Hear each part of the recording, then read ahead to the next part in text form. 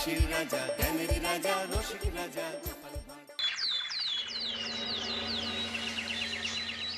ওই গো গিন্নি, শুধু ভাত দিয়ে গেলে যে, সঙ্গে আর কিছু দেবে না? দিলাম তো এক ঘটি জল, ভাতে জল ঢেলে নুন দিয়ে মেখে খেয়ে নাও। রোজ রোজ সেই এক খাবার, এসব মুখে তোলা যায় নাকি? হ্যাঁ, তাহলে খালি পেটেই থাকো না, কে বলেছে মুখে তুলতে? না মানে অন্তত একটা কাঁচা পেঁয়াজ। এই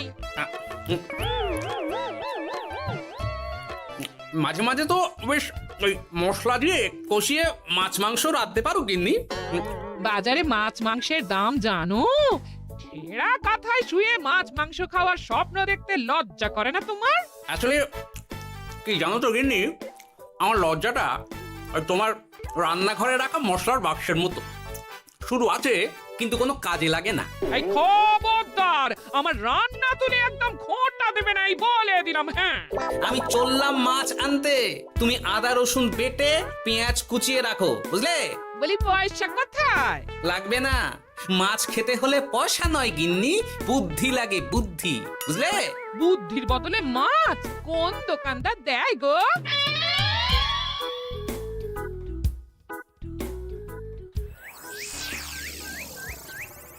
না না না না না, কিছুতেই বুঝে উঠতে পারছি না। এই নিন জাহাপনা, আপনার জন্য আম পোড়া শরবত এনেছি, খেয়ে নিন।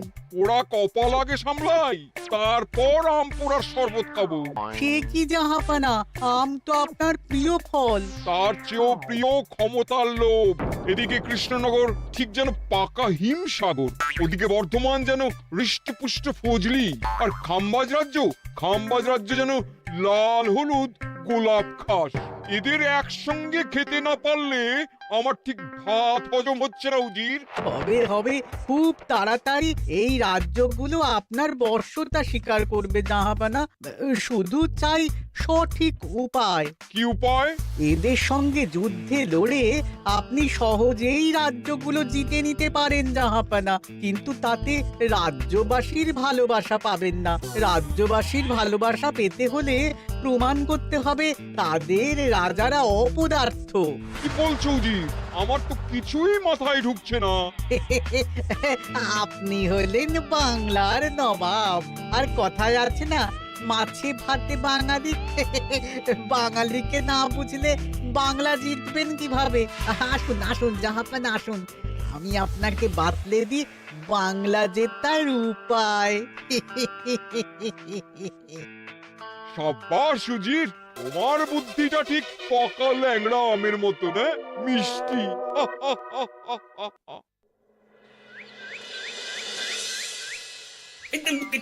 ধর ধর ধর ধর ধর, এই পায়ের নিচ দিয়ে গলে গেল, ধর ধর ধর ধর। বিশাল বড় মাছ গো গোপাল দাদু, একেবারে পাকা শোল। ছাড়বে না গোপাল দাদু, আজ রাতে আমরা জমিয়ে মাছ ভাত খাবো। খেতে তো হবে শোল মাছের ঝোল আর তেল কই। তোদের দিদাকে বড় মুখ করে বলে এসেছি, এই, ধরেছি।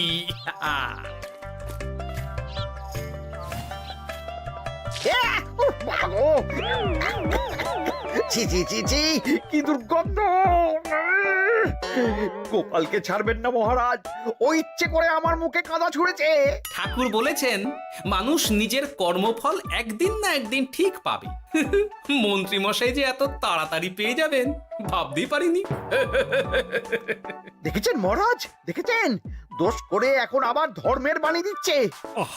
তুমি রাজসভা কামাই করে এসব কি করছো গোপাল? যা সামান্য বেতন পাই সব পেঁয়াজ রসুন কিনতেই ফুরিয়ে যায় মহারাজ, তাই মাছটা নিজেই ধরে খাচ্ছি। হ্যাঁ? মহারাজ আপনার পায়ে পড়ি।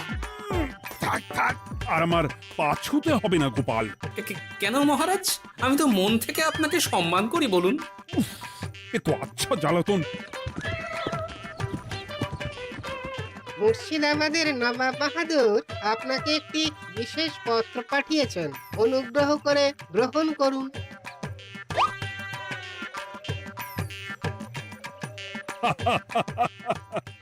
এ তো দারুণ আবদার। যাবো যাবো, আমি অবশ্যই যাব। কোথায় যাবেন মহারাজ? নবাব বাহাদুর লিখেছেন আগামী পরশু তার প্রাসাদে অতিথি হয়ে যেতে, তবে খালি হাতে নয়, সঙ্গে করে একটি জ্যান্ত মাছ নিয়ে যেতে। উপহারে জ্যান্ত মাছ? নবাব বাহাদুরকেও আমার মতন জল দিয়ে নুন ভাত খেতে হচ্ছে নাকি? নবাব হোক বা ফকির, সবার গিন্নি সমান।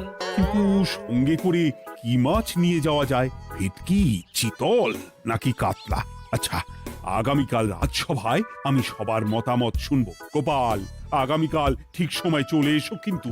নাকি যাব মহারাজ, শুধু আমার বেতনটা ভেবে দেখবো। চল রে, আজ অনেক মাছ পেয়েছি, চল চল চল।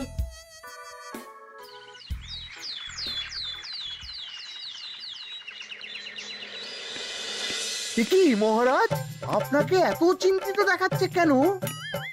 নবাব বাহাদুরের জন্য কি মাছ উপহার স্বরূপ নিয়ে যাওয়া যায় সেই চিন্তায় গতকাল রাতে আমার ভালো ঘুম হয়নি মন্ত্রী। আমিও গতকাল রাতে দু চোখের পাতা এক করিনি মহারাজ। অনেক ভেবে সকালের দিকে আমার মাথায় একটা বুদ্ধি এলো। কি বুদ্ধি?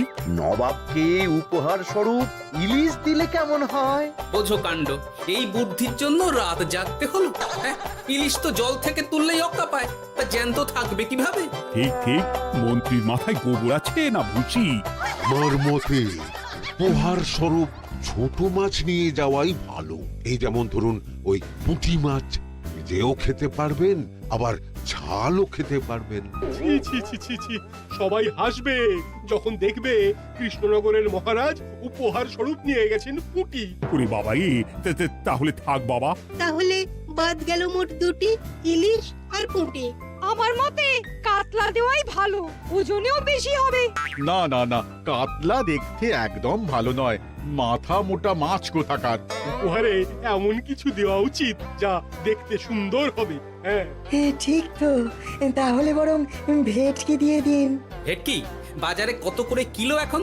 পয়সার চিন্তা আমি করছি না গোপাল, বরং আমার চিন্তা মান সম্মানে। বাকি রাজ্যের রাজাদের তুলনায় আমার উপহার যেন নবাবের বেশি পছন্দ হয়। কিন্তু সবাইকে এরকম অদ্ভুত উপহার নিয়ে যেতে বলার কারণ কি? মাছ, তাও আবার জ্যান্ত। আচ্ছা মহারাজ, এর পিছনে নবাব বাহাদুরের কোনো চাল নেই তো? গোপাল, তুমি মিছি মিছি সন্দেহ করছো। কথা না ঘুরিয়ে বরং একটা ভালো মাছের নাম বলো দেখি। ভালো মাছ? জ্যান্ত কই মাছ নিয়ে যান মহারাজ, গতকাল অনেকগুলো ধরেছি।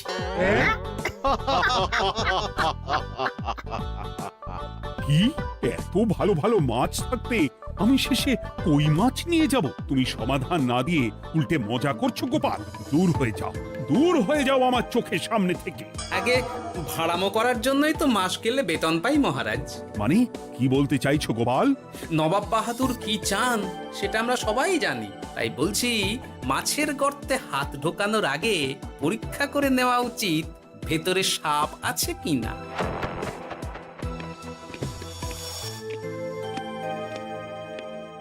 এই মন্ত্রী, গোপাল কি বলে গেল? সাপ ব্যাং কিছুই তো বুঝলাম না। ছাড়ুন তো গোপালের কথা, আমরা বরং মাছ নিয়ে আলোচনা করি। আমার মতে জ্যান্ত ভেটকি নিয়ে যাওয়াই ভালো। হ্যাঁ হ্যাঁ, আমাদের ওই ভেটকিতেই মত আছে। বেশ, এই নাও 100 মোহর। বেছে বেছে সবচেয়ে বড় ভেটকিটা বাজার থেকে কিনে আনো মন্ত্রী। তারপর তাকে রূপোর গামলায় জল ঢেলে রাখো। আমি কাল ভোর ভোর মুর্শিদাবাদের উদ্দেশ্যে রওনা হব। কোনো চিন্তা করবেন না মহারাজ, কাজ হয়ে যাবে। যাওয়ার সময় চিঠিটাও সঙ্গে করে নিয়ে যেতে হবে। নবাবের হুকুম।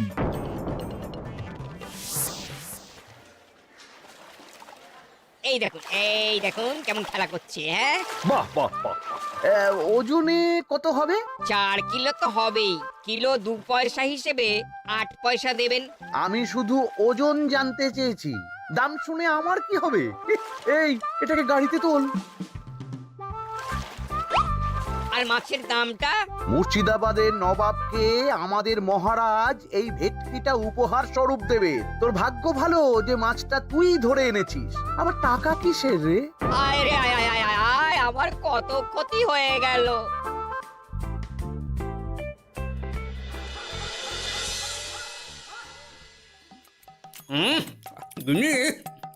তেল কৌটে যা রেঁধেছ না? বলি বলি আর কটা মাছ আছে গো? আছে তাতে আগামী 7 দিন হয়ে যাবে। হ্যাঁ, তাহলে কাল কই মাছের ঝোল খাবো, পরশু খাবো শোল মাছের কালিয়া। ধুর, এসব খেয়ে খেয়ে জিভে চড়া পড়ে গেল। বাজার থেকে একটু ইলিশ ভেটকিও তো আনতে পারো। হ্যাঁ, ইলিশের অনেক দাম গো গিন্নি, আর ভেটকি তো বাজারে প্রায় ওঠেই না। কে বলেছে তোমাকে? শুনলাম মন্ত্রী মশাই নাকি আজ বাজার থেকে সবচেয়ে বড় জ্যান্ত ভেটকিটা নিয়েছেন। হ্যাঁ? তাই নাকি? তার মানে আগামীকাল নিশ্চয়ই মহারাজ ওটা নিয়েই মুর্শিদাবাদ যাবেন। আমার মনটা বড্ড কু ডাকছে গিন্নি। না, এভাবে ছেড়ে দিলে হবে না, একটু পরীক্ষা করে দেখতে হবে। হাজার হোক, এ রাজ্যটা তো আমারও। এত রাতে আবার কোথায় চললে গো? হ্যাঁ? দেখতে গর্তে সাপ আছে না মাছ। অ্যাঁ?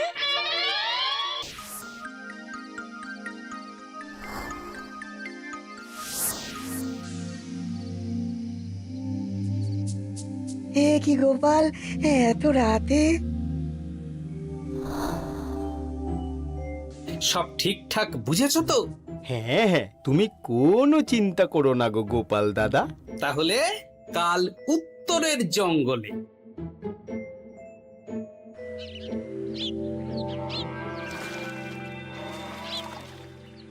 ভেটকি মাছটা রূপোর গামলায় রেখে গরুর গাড়িতে তুলে দিয়েছি মহারাজ। আর নবাব বাহাদুরের চিঠিটা? ইয়ে, সিংহাসনের ওপর, নিচে, ডাইনে, বাঁয়ে সব জায়গায় খুঁজলাম, কোথাও নেই। সে কি তাহলে? এমন চিত্তাকর্ষক উপহার দেখলে নবাব বাহাদুরের চিঠির কথা মনেই থাকবে না।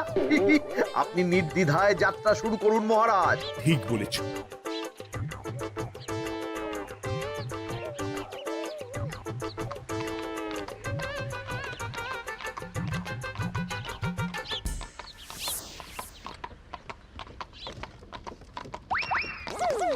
ওই তো মহারাজের রথ এসে গেছে। এই যা যা বলেছি মনে আছে তো? আছে গো আছে। ভেটকি মাছের পাতুরি আর ঝোল দুটোই রাঁধবো। হ্যাঁ, আমার ফিরতে কদিন দেরি হতে পারে, বেশি দেরি হলে তোমরা খেয়ে নিও, এবার লুকিয়ে পড়ো।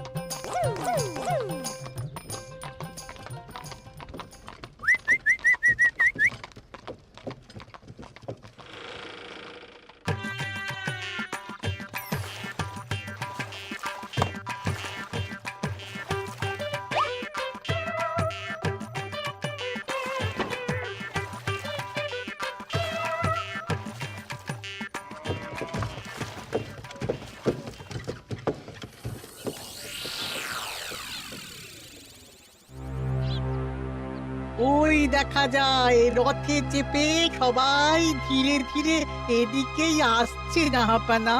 আসতে দাও, আসতে দাও, এবারই খেলা জমবে। এসো এসো, তোমাদের সবাইকে মুর্শিদাবাদে স্বাগত জানাই। আমার উপহারের কথা মনে আছে তো? আছে জাহাপানা আছে, শুধুমাত্র আপনার জন্য আমি নিয়ে এসেছি একটা জ্যান্ত কাতলা। এই নিয়ে এসো। আমার উপহারও কিছু কম নয় জাহাপানা, নিয়ে এসো। আর তোমরা? আর কৃষ্ণচন্দ্র, তুমি কি এনেছো? এদের সবার চেয়ে ভালো উপহার এনেছি, যা দেখলে আপনার মন একেবারে আনন্দে নেচে উঠবে। ইচ্ছে করবে এক্ষুনি হয় পাতুরি না হয় ঝোল করে খেয়ে নি। তাই নাকি?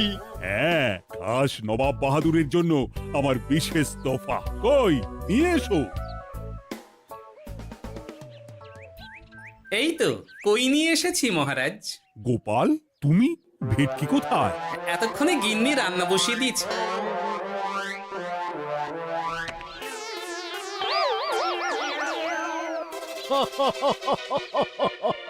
শেষে কিনা কই মাছ। আর কোনো মাছ খুঁজে পেলে না নাকি কৃষ্ণচন্দ্র? ছি ছি ছি, তোমার জন্য লজ্জায় আমার নাক কাটা গেল গোপাল। ফিরে গিয়ে আমি তোমার গর্দান নেব, এই বলে দিলাম। অনেক হয়েছে, এবার তোমরা সবাই আমার কথা মন দিয়ে শোনো। আমি তোমাদের সবাইকে একটা করে জ্যান্ত মাছ আনতে বলেছি, একটি বিশেষ কারণে। তার আগে সবাইকে আমি জিজ্ঞাসা করতে চাই, আপনারা সবাই নবাব বাহাদুরের পাঠানো চিঠিটা মন দিয়ে পড়েছিলেন তো? হ্যাঁ পড়েছি। হ্যাঁ হ্যাঁ হ্যাঁ, আমরাও পড়েছি। বেশ, তাহলে তো তোমরা এই আমন্ত্রণের কারণটা জানো। তোমাদের আনা মাছেদের আয়ু যতদিন তোমাদের রাজ্যের আয়ুও ততদিন। মানে আপনাদের মধ্যে যার মাছ যেদিন মারা যাবে জাহাপানা তার রাজ্যটা সেদিন নিয়ে নেবে। আর যতদিন না আপনাদের মাছ মরছে ততদিন আপনারা এই প্রাসাদেই থাকবেন। হ্যাঁ, এইরকম কিছু তো চিঠিতে লেখা ছিল না। কে বলেছে ছিল না? ওই জন্যই তো আমি সঙ্গে করে চিঠিটা আনতে বলেছিলাম। এনেছো? হ্যাঁ হ্যাঁ, আমি এনেছি। এই যে এখানে তো কোথাও এরকম কিছু লেখা নেই। তোমরা হলে রাজা, রাজাদের সব সময় চোখ কান খোলা রেখে চলতে হয়। উজির, এই নাও।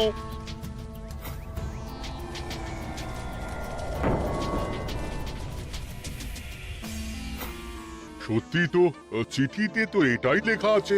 আমাদের সঙ্গে প্রতারণা করা হয়েছে। হ্যাঁ হ্যাঁ, আমরা কেউ বুঝিনি চিঠিতে কার চুপি করা আছে। চুপ! বেশি গলা তুলে কথা বললে গলাটা শরীরের ওপরে নাও থাকতে পারে। আজ এই মুহূর্ত থেকে এই খেলাটা শুরু হলো। তোমাদের রাজ্যের আয়ু এখন তোমাদের আনা মাছেদের কাছে।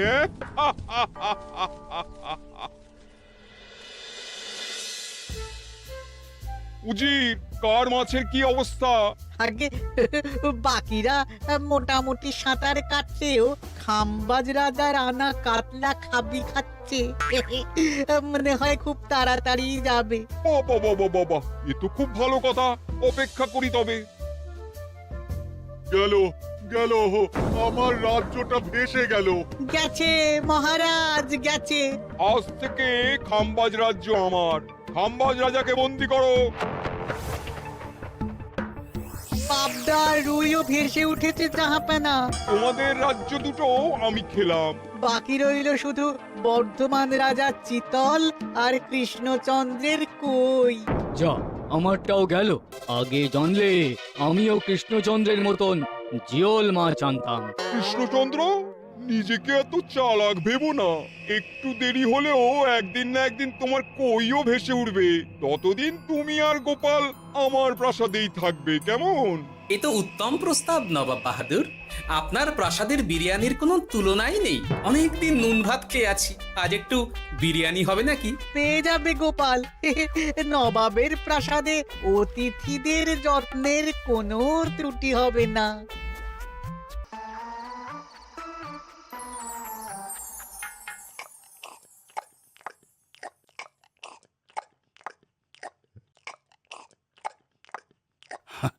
আমাকে ক্ষমা করে দিও গোপাল, আমি তোমাকে অনেক কথা শুনিয়েছি, কিন্তু এখন বুঝতে পারছি কেন তুমি ভেটকির বদলে কই মাছ এনেছো।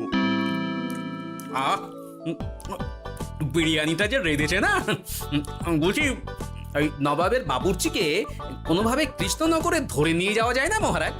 গোপাল, কোনো মাছই অমর নয়। একদিন তোমার আনা ওই কই মাছটাও মারা যাবে, আর সেদিন আমাদের কৃষ্ণনগর রাজ্যটা নবাবের হবে। আহ, মাছগুলো একেবারে ঝুড়ো ঝুড়ো, আর মাংসটা তুলোর মতন নরম। আহ, আমার কথা কি তোমার কানে যাচ্ছে? গোপালের চোখ কান সব সময় খোলা থাকে মহারাজ, আর তাই চিঠির কারচুপিটা ধরতে আমাকে বেশি বেগ পেতে হয়নি। কিন্তু কিভাবে বুঝলে গোপাল চিঠির রহস্যটা? কারণ আমি জানতাম নবাব বাহাদুর অনৈতিক কিছু করবেন না। গায়ের জোরে নয়, বুদ্ধি দিয়েই উনি বাজিমাত করবেন। অবশ্য এ ব্যাপারে আমাকে সাহায্য করেছে বিজ্ঞানী। একটা সাহায্য করতে পারবেন বিজ্ঞানী?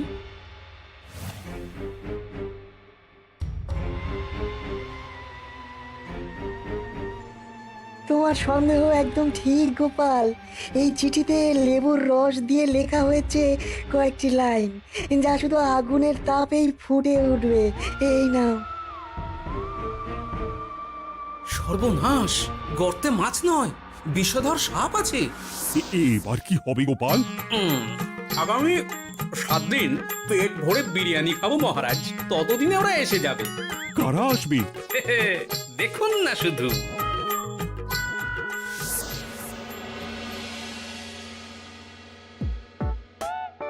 এই তোমার বুদ্ধি, দেখলে তো গোপাল এসে কেমন সবকিছুর উপরে জল ঢেলে দিল।